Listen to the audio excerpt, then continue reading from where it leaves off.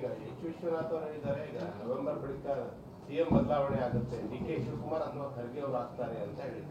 ಅದಕ್ಕೂ ನಮಗೇನು ಸಂಬಂಧ ಹತ್ರ ಆ ಪಕ್ಷಕ್ಕೂ ಅವ್ರ ಹೇಳಿಕೆಗೆ ನಮ್ಮ ಪಕ್ಷಕ್ಕೂ ಏನು ಸಂಬಂಧ ಕಲ್ಪಿಸೋರು ನೀವು ಏನು ಮಾಡೋಕ್ಕಾಗಲ್ಲ. ಅವ್ರು ಬೇರೆ ಪಕ್ಷದಾಗಿದ್ದಾರೆ, ನಮ್ಮ ಪಕ್ಷ ಬೇರೆ. ಈಗ ಎಲ್ಲರೂ ಹೇಳ್ತಾರಂಗೆ ಅದಕ್ಕೆಲ್ಲದಕ್ಕೂ ಸರ್ಕಾರ ಮಂತ್ರಿಗಳು ಉತ್ತರ ಕೊಡಲಿಕ್ಕಾಗಲ್ಲ. ಅದು ನಮ್ಮ ಸಂಬಂಧಪಟ್ಟ ಇಲ್ಲ.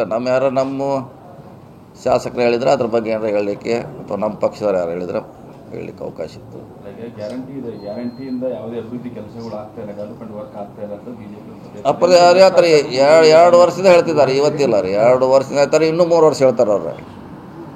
2 ವರ್ಷ ಪ್ಲಸ್ 3 ವರ್ಷ.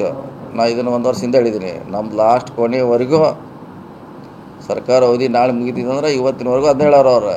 ಗ್ಯಾರಂಟಿಯಿಂದ ಅಭಿವೃದ್ಧಿ ಆಗ್ತಾ ಇಲ್ಲ, ಅದಕ್ಕೆ ಹಣ ಇಲ್ಲ ಅಂದರೆ ಸ್ಟ್ಯಾಂಡರ್ಡ್ ಅದು, ಫಾರ್ಮ್ಯಾಟ್ರ್ ಅದು.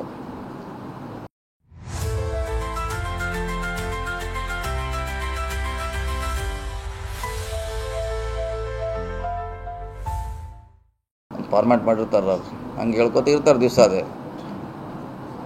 ಸೊ ಗ್ಯಾರಂಟಿಯಿಂದ ಅಭಿವೃದ್ಧಿ ಕೂಡ ಯಾವುದೂ ನಿಂತಿಲ್ಲ ರೀ. ಗ್ಯಾರಂಟಿ ಕೂಡ ಯಶಸ್ವಿಯಾಗಿ ನಡೀತಾ ಇದೆ.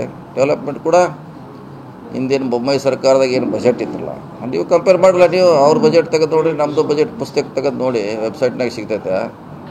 ಅವ್ರು PWDಗೆ ಎಷ್ಟು ಕೊಟ್ಟಿದ್ರು, ಬೊಮ್ಮಾಯಿ ಅವರು ನೀರಾವರಿಗೆ ಎಷ್ಟು ಕೊಟ್ಟಿದ್ರು, RDPRಗೆ ಎಷ್ಟು ಕೊಟ್ಟಿದ್ರು, ಕಂಪೇರ್ ಮಾಡಿದ್ರೆ ನಿಮ್ಗೆ ಸಿಗ್ತೈತೆ. ಅಂದ್ರೆ ಗೊತ್ತಾಯ್ತು ಕಡಿಮೆ ಇದೆಯೋ ಹೆಚ್ಚಿದೆಯೋ ಅಂತ. ಸುಮ್ಮ ಅವ್ರು ಹೇಳ್ತಾರಂತೆ, ನೀವು ಕ್ವಶನ್ ಮಾಡಿ, ನೀವು ಒಂದು ಸಲ ರಿಸರ್ಚ್ ಮಾಡಿ, ಇನ್ವೆಸ್ಟಿಗೇಷನ್ ಮಾಡಿ, ನೀವೇ ಪ್ರಶ್ನೆ ಕೇಳಿದ್ರೆ ಅವ್ರು ಸುಮ್ಮಾಗ್ತಾರೆ.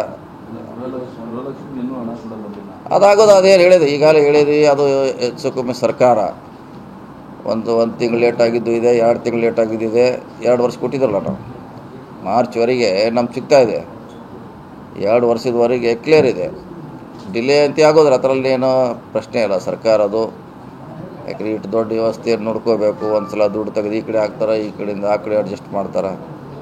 ಅದ್ರಾಗ ಏನೋ ಹಿಂದಿನ ನಾವು ಲೆಕ್ಕ ತೆಗಿರಲ್ಲ. 2 ವರ್ಷದ್ದು 12 ತಿಂಗಳದು 24 ತಿಂಗಳು ಕ್ಲಿಯರ್ ಇದೆ. ನಮ್ಮ ಮುಂದೆ ಆಗ್ತಿದೆ ಅಂತ ಅದರಿಂದ ಅರ್ಥ ರೀ, ಇಂಡಿಕೇಶನ್. ನಿನ್ನೆ ನಮ್ಮ ಖರ್ಗೆ ಸಾಹೇಬ್ ಹೇಳ್ಯಾರಲ್ಲ ರೀ, ಅದು ವರಿಷ್ಠರು ಹೇಳಿದಾರೆ. ನಿಮ್ಮ ಗುಲ್ಬರ್ಗದಾಗ ಹೇಳ್ಯಾರಲ್ಲ ರೀ, ಯಾದಗಿರಾಗ ಹೇಳ್ಯಾರದ. ಅವ್ರು ಹೇಳಿದ ಮ್ಯಾಗ ಬಂದು ನಾವೇನು ಹೇಳೋದು ಅವಶ್ಯಕತೆ ಇಲ್ಲ ರೀ.